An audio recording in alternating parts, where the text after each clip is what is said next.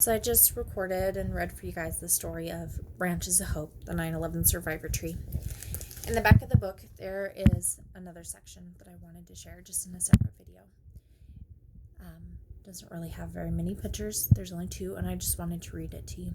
More about the survivor tree's journey.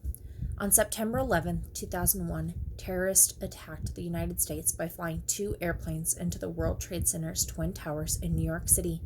Another plane hit the Pentagon just outside Washington, D.C., and a 4th plane crashed into a field in Pennsylvania after passengers fought the hijackers.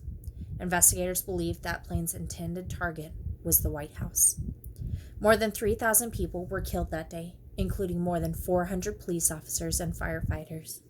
As rescuers sifted through the rubble at Ground Zero in the weeks following the attacks, one worker discovered the charred trunk and branches of a Callery pear tree, wounded but still alive.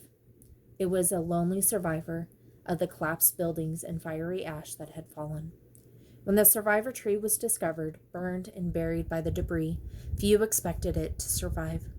It was transported to the Arthur Ross Nursery in the Bronx, where it was replanted and cared for.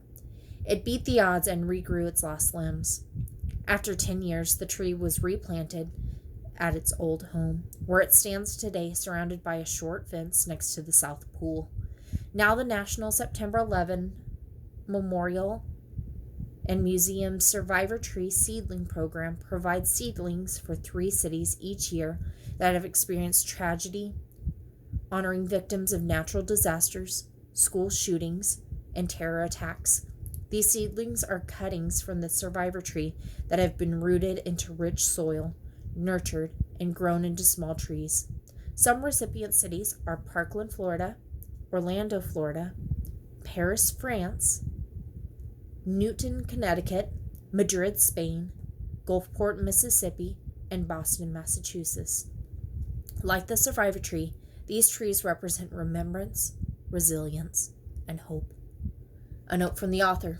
On September 11, 2001, I was preparing my 3-year-old for her first day of preschool. Images of the towers falling flooded the TV screen before we left our house in New Jersey. Many young children, like my daughter and the girl in this story, knew nothing about the tragic event when it happened because their parents protected them. The skies were silent because all air travel was prohibited. It was a day of overwhelming sadness. Much like the survivor tree, those of us who remember that day were witnesses to history. Years later, my children's homework assignments required them to interview me as someone who remembered the events of that terrible day. Like the child in the story, my daughter was in middle school when the tree was replanted at Ground Zero. I found it incredibly difficult to relive the images and my feelings of that day. I wish I had known the hopeful story of the survivor tree then. Hope lets the light in. So they had a beautiful story that was kind of just about a little girl in the background and this tree that it was going through. If you didn't see my other video, I encourage you to go back and rewatch that. It's a beautiful story, and I like the author. I wish I had known more about this book beforehand. I was at the library this week, and it just happened to be sitting out on display as something people could go and check out, and I went ahead and grabbed it, not knowing what it was about, and I've fallen in love with the story, and I hope you do too. Have a nice day.